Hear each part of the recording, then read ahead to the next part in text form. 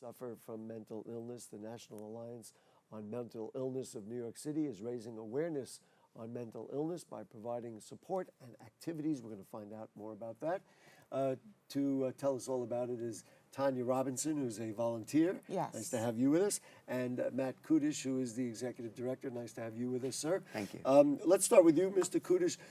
There's so much dialogue, frankly, for the wrong reasons about mental illness, because we have people with mental illness committing crimes, using guns, and that's how the dialogue has become nationally. But talk to me on the grassroots level. Where are we at in mental illness? How are we doing with getting to the people who need care, et cetera, and then we'll break it down from there. Yeah, so to your first point, I think it's important that we not only think about mental illness and violence together. And that's why I brought it up, because that is the national conversation. Right, and it's a mistake. It's a mistake to assume that just because someone commits a violent act that they're suffering from a mental health condition. The data actually supports that a lot of people who are perpetrators of these violent acts don't have diagnosable mental health conditions. So it's important that we start to kind of take the dialogue back and talk about these issues when these opportunities present themselves, certainly.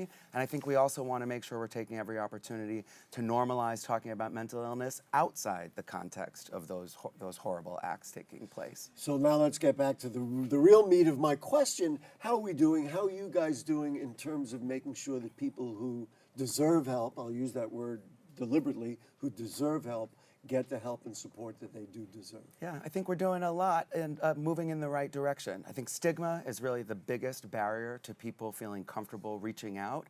The more we can do to talk about mental illness, normalize discussion so that if someone is experiencing a challenge, they feel safe and comfortable talking to someone who can help connect them to resources.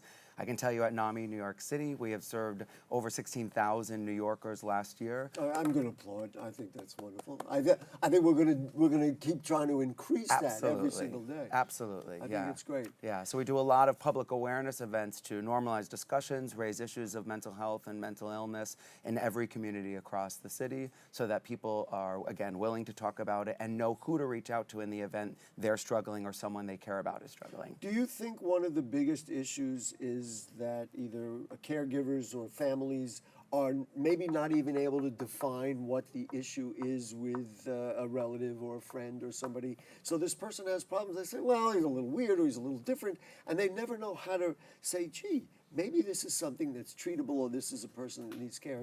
And I guess that goes to the awareness question. Absolutely. I think there's a lot of misinformation about mental health conditions, what they are, what they aren't. I think we base our assumptions on what we see on TV or what we read or what we hear, so we think we have an understanding of what the issue is. But if you haven't really lived it and been through it, it's very difficult to truly understand. And I think what makes it more complicated is that getting an accurate diagnosis can also be really difficult and a long, arduous, complicated process. Tanya, thank you so much for joining us today, and I know you're passionate about it. And I said it very casually at the beginning that you're a volunteer, but that means that you feel there's something really important to work on here. Talk to me about your passion and why you participate and why you really care about this. Well, I work on the helpline. The helpline is a resource for people to call in and also to email, and about mental health issues, usually, that we get calls about. And I love doing that, because a lot of times you find that there's a lot of people out there who may just have been diagnosed or have a child that's going through symptoms and they don't know what to do. This is just what I was just talking about a moment right. ago. Yeah. Yes. And what are the common kinds of calls that you get? Give me an example, like, hello, here are, NAMI NYC. What is it that they're saying in general? Well, let's say a lot of times they're saying, "Oh, my son's just been hospitalized, and he's out now, and they're saying he has this diagnosis, or they haven't diagnosed him yet, and we want to get more help." And one thing we have is that we have support groups at NAMI. We have support groups for people who are living with a mental illness. We usually refer to as peers, and we also have support groups for their caregivers, their family members and loved ones that they can come to. Do you think that you're actually able to really provide substantive help and support that help people, guide them, and help them change their lives? In Oh, other words, is there a nice resolve to it? Yes, there is. There is. I think there is a lot of times. A lot of times people end up coming to our support groups, and we also have classes as well. We have a class called Peer to Peer for people living with mental illness. This is like that basically gives you a mental health awareness that you may not have had, and it's a similar program for family members called Family to Family. I'm going to ask Mr. Kudish the exact same question because I could see that you had something you wanted to say. Yeah. But before we throw you the heck out of here, we're going to make sure to talk about the walk that's on Tanya's shirt, which is coming up, and we want everybody to participate. But so you addressed the same question about the possibility of really changing somebody's life. Yeah, so I think first of all I would say that recovery is real. Recovery from mental illness is a real thing that people who are accessing appropriate treatment and care and support can find. They can find and live a long, healthy, full, rich life in recovery.